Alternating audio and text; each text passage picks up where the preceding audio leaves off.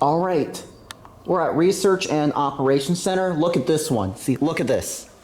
This is what used to be an elevator, but they walled it off. And look at this. They actually like painted over this wood since Alex Stack filmed this one years ago. And they have an original A-series call button. This is like what they had on the other elevator that I just filmed. And take a still picture of that. See, this is the original call button. This is what the other elevator had before it was replaced with an Adams call station. Now, see, there's my friend Nishant right here. Sorry, my camera lost the focus.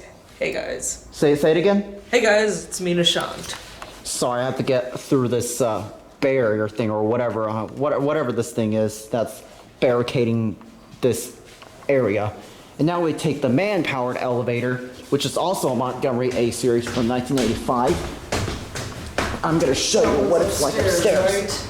Yeah, I saw that call button over there. See? Okay. This is where it has a door right there. Whoa. See, look at this. See, look, this is where the elevator used to be. See, look at this door frame right here. Mm-hmm. And they actually walled this off, and I wonder why they took it out, both of them.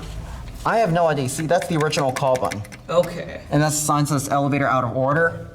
See, I will say this right here had a single slide door because look how small this is. This is a lot smaller than the other one that we rode on. Mm-hmm. This cannot have the 2-speed door. This has got to be either single speed or center opening.